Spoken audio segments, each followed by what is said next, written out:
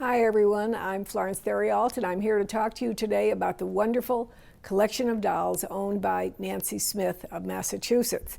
I think that many of you who are looking at this right now are probably really surprised at what you're seeing on the table, because Nancy Smith, a collector since 1960s or 70s, a very knowledgeable, top judge in UFDC, a winner of many awards. When you think Nancy Smith, the next two words you think cloth dolls. Well, this is true. This ended up being the great passion of her life, and we're going to be talking about those. But many of you don't realize that when she started collecting, French dolls were her first love. That's how she began. And one of the missions she had in life, and that's why I'm showing you this wonderful little lineup of dolls here, she said she wanted to have, from the early portrait Jumeaus, she wanted to get one in every single size. And she made it her mission to go out and find them. So we have with this wonderful, those of you who've seen my videos before know that I hate that phrase, wraparound eyes, because it just, I don't know, it's just a horrible sounding phrase to me. But we all know what it means. It means the big, wide, expansive eyes that really kind of stretch to sides of the face, and they're very rare, and they were only found in the earliest dolls, and that's what we are seeing. So we start with her French dolls by Jumeau. We have a lineup of French dolls by Jumeau here, and we start with size 5, size 4, size 3, size 2, and then curiously 2/0 and 3/0, and then 1. So if you look at them now, as the camera is going to be showing you, just going onto their faces and showing you back and forth, and I'll kind of turn some around.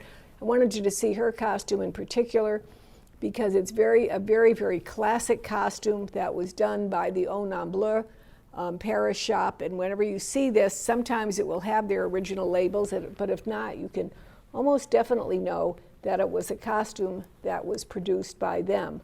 The little size 1 is so absolutely darling. The big, again, quote, wraparound eyes, but she's wearing her original couturier costume, and let me turn it so you can see it. What is interesting is that many collectors think that the sizes of Jumeau will be consistent with a pattern. They're size 1, 2, 3, 4, and so on. This is true when we get into the period of the Jumeaus that comes in about 1885, 1886. But these earlier dolls, there is no strict formula, because there was so much changing in the shape of the face, the actual way the body was made. Sometimes the earlier bodies were made with the 8-ball jointed and very chubby torsos and limbs. Then they got a little slender. So you find inconsistency, and why I point that out is the two little girls we have right in here that you'd think would kind of fall into a particular size range, but their sizes are 2.2/0 on their head and 3/0. So these are just wonderful things to watch when you're looking at your earlier Jumeaus. Nancy Smith loved her French dolls, and she had, although she began with them, and we're going to see very quickly that she moved on to other dolls, they remained an important part of her life. Now, I don't know this for sure, but I suspect after Nancy fulfilled her mission of getting them all in the sizes she wanted, she decided, oh, I really love the little ones, as many of you do. So she continued on in her search and came up with a wonderful group of tiny little mignonettes and miniature Bisque dolls. One of her prizes of her collection, and in the catalog we have done this with a photograph of this brew with one of the Roulet and Decamp peacock mechanical toys in the background with a peacock feather spread out, and it's an absolutely spectacular. You could turn it into a painting and hang it in your parlor because it's so beautiful. But this gorgeous brew is wonderful because she is all original. I'm going to turn her around so you can see the back of her costume. Her shoes are signed Brujon. So she has a splendid face, gorgeous eyes, original costume including the shoes, and she is just about in perfect condition. What could be dreamier? And then we have a group of other dolls ranging from some wonderful Steiners to a tiny little Bru Brevet right here, which is a wonderful doll, to an early Gaultier block letter bébé in tiny size, very desirable. And at the end, I put out a group of 5 of her mignonette dolls, which are quite wonderful, including 2 with the very rare jointed ball elbow construction of the body in original costumes, and they're wonderful. Now, while you continue to look at these, I want to tell you a story about this little girl. This is a little French marked AT by André Toulier. In her original costume, absolutely wonderful.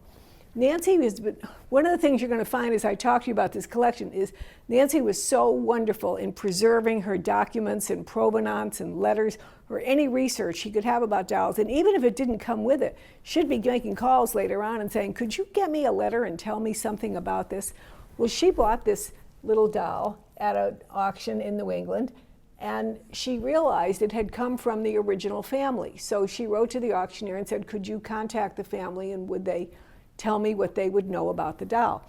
So she received this long 2-page letter back, which I'm going to read you parts of because this part of it I absolutely love. So the owner of the doll was Catherine Davis, and she was born March 1880 in Vermont, Fairhaven, Vermont. The original Davis family had come to America in 1802, and they were fairly prosperous, and they continued to go along. Katie Davis was a petite, auburn-haired beauty, an only child, and overindulged by her father. This is getting better. You're going to love this. Who owned one of the the slate quarries where the local men worked, many of them relatives. And also many that came in from the Boston area that were salesmen or manufacturers or that type of thing. And it was one of these gentlemen, the letter goes on to say, that young Catherine Davis married. This was now presumably, we're not talking anything about the doll, we're presuming she was given the doll about 1880 by her father who overindulged her. And so she married and then she moved to Rutherford, New Jersey. Well, they had 2 sons. One died at birth, and the other one, I've never heard this before, but this is what the letter wrote. It's a Welsh tradition that the firstborn son remained unmarried at home caring for mom and dad. And the son, the father of the woman who wrote this letter, said her son did not fulfill his mission. He did not stay home, unmarried, taking care of mom and dad.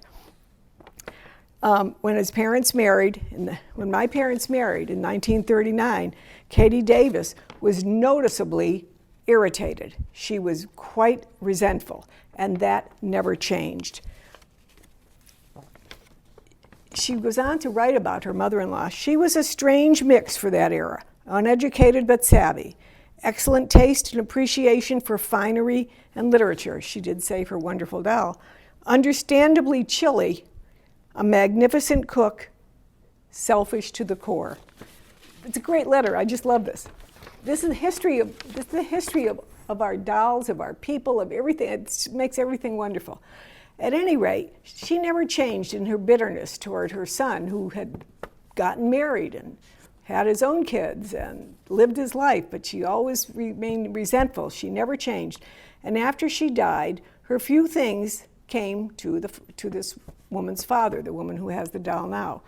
My mother was still resentful, and she relegated the things to the cellar, including this little doll, packed away in a box with other stuff.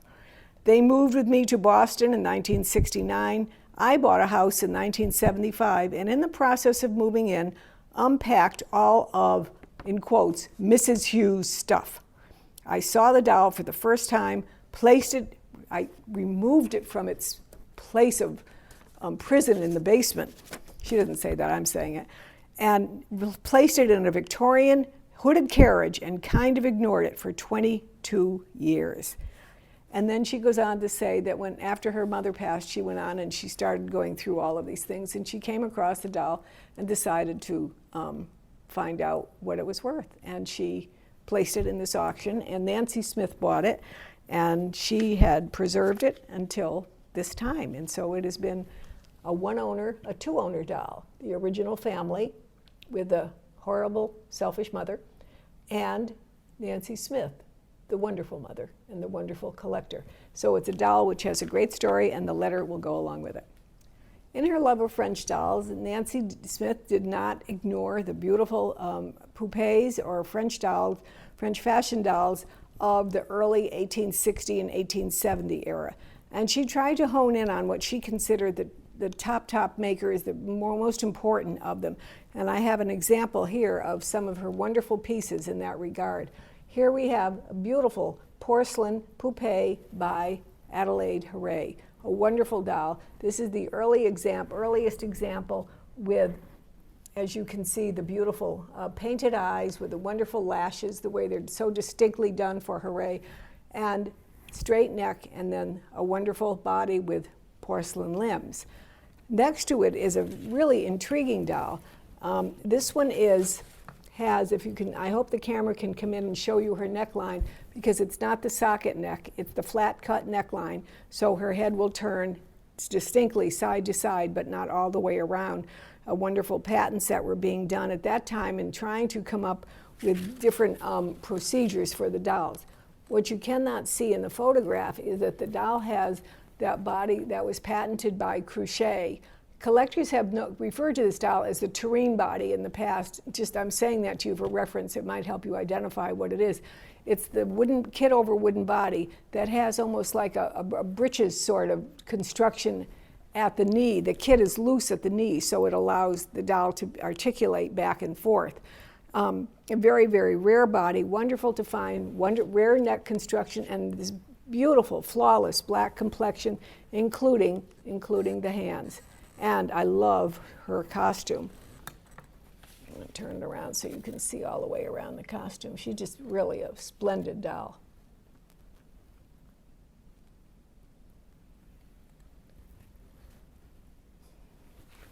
Standing next to her, we have another doll by Adelaide Harré.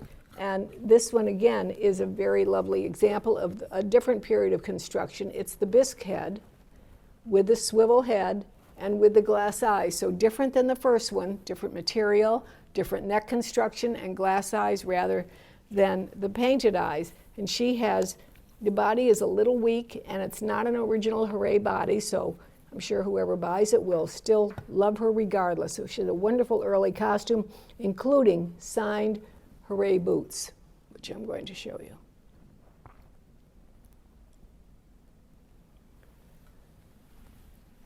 And then in the battle between the women doll makers of Paris during this 1860 period, we have the wonderful doll by Madame Romer. This is one of the most beautiful examples of a Romer that I have ever seen.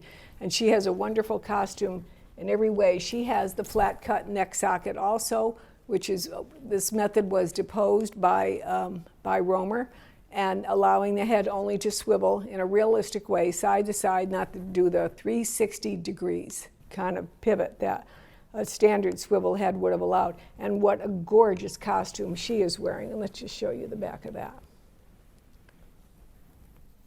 This is the very sought after painted eye version as well, and a wonderful early wig. I saw her hand was hidden in her gown, so I'm pulling it out so you can see it. This is a fabulous doll. And then here's a great doll. It's fun to discuss this doll. So when I look at it, I'm all excited because I can see that this is the very rare Clement poupée with the Clement body and distinctive face. And the body is the blown leather body. Clement was a shoemaker, and I don't know, who knows his story? I try to imagine what could have happened. About the time that Adelaide Harré was making her blown leather or her gutta percha body, he was realizing how kind of destructible that was. It was rubber, it could dry out. So he decided, but I make these wonderful leather shoes. Why don't I make the same kind of body and make it with blown leather, just the same way I would make shoes?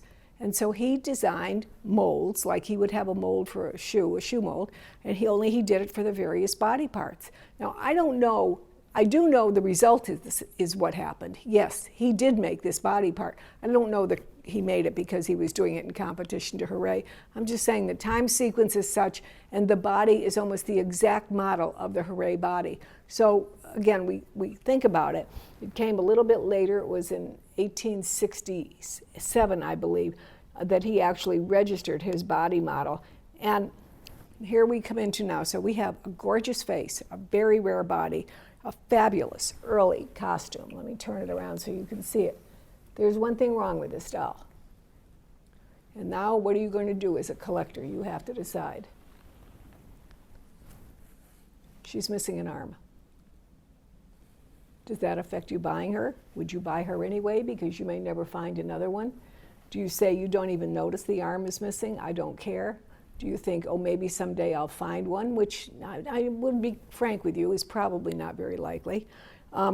Would you substitute a different type of arm? These are all things that are worth discussing.